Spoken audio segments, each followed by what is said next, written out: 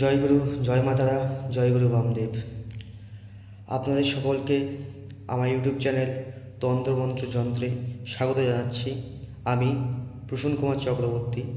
আজকে আমি আপনাদেরকে বলবো, যারা যারা শনি গ্রহের সমস্যায় ভুগছেন তারা কি করে সেই সমস্যা থেকে মুক্তি পাবেন।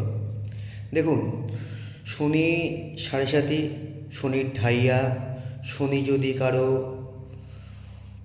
মহাদশা, অন্তর্দশা, প্রত্যন্তর্দশায় থাকে, কিংবা শুভ ভাবের ওপর যদি শনির দৃষ্টি জন্মছকের মধ্যে পতিত হয়, তাহলে মানুষের জীবন দুর্বিষহ হয়ে ওঠে। কারণ শনির দৃষ্টি ন্যাচারাল নেগেটিভ দৃষ্টি, যেখানে যেই জায়গায় দৃষ্টি দেবে সেই জায়গাকে জ্বালিয়ে পুড়িয়ে ছাড়খাড় করে দেবে। তো আমরা অনেকেই বলি শনির সাড়ে সাতি কিংবা শনির গ্রহপীড়ার সময় হনুমান চালিসা পাঠ করা উচিত। কিন্তু অনেকে আছেন হনুমান চালিসা পাঠ করছেন, পাঠ করার পরও সেরকম সুফল পাচ্ছেন না। তারা কি করবেন? আপনারা করবেন হনুমান চালিসার সাথে প্রত্যেক দিন 11 বার কিংবা 9 বার হনুমান চালিসা পাঠ করবেন। তার সাথে বজরং বাণ পাঠ করবেন একবার করে। এবং প্রত্যেক শনিবার 108টি নীল অপরাজিতা দ্বারা বাণেশ্বর কিংবা কোনো প্রতিষ্ঠিত শিব মন্দিরে গিয়ে শিবের অর্চনা করুন। মহারুদ্র কবচ পাঠ করুন। দুর্বাসাকৃত মহারুদ্র কবচ আপনারা নিত্য পাঠ করুন। নিত্য জলের সাথে কালো তিল মিশিয়ে মহাদেবের অভিষেক করান। তার সাথে সাথে বজরং বাণ, হনুমান চালিসা পাঠ করুন।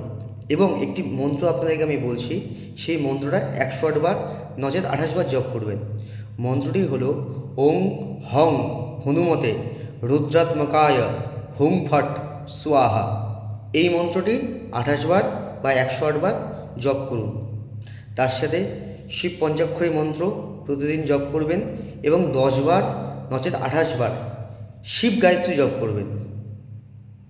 তাহলে প্রথম থেকে আরেকবার বলছি, হনুমান চালিসা 9 বার বা 11 বার পাঠ করবেন। তার সাথে বজরং বাণ পাঠ করবেন। ওং হং হনুমতে রুদ্রাত্মকায় হুং ফট স্বাহা এই মন্ত্রটি প্রতিদিন 28 বার জপ করবেন। 108 বার শিব পঞ্চাক্ষরী মন্ত্র জপ করবেন এবং 28 বার বা 10 বার শিব গায়ত্রী জপ করবেন। এইভাবে আপনারা 3 মাস 6 মাস করুন। আপনারা দেখবেন আপনাদের শনি গ্রহপীড়া জর্জরিত হয়ে আছেন, সেখান থেকে অচিরেই আস্তে আস্তে আস্তে আস্তে আপনি মুক্তি পাবেন। সম্পূর্ণভাবে নষ্ট হবে না, কিন্তু অনেকাংশেই আপনি এই শনির কুপ্রভাব থেকে মুক্তি পাবেন। নমস্কার, জয় গুরু, জয় মাতারা।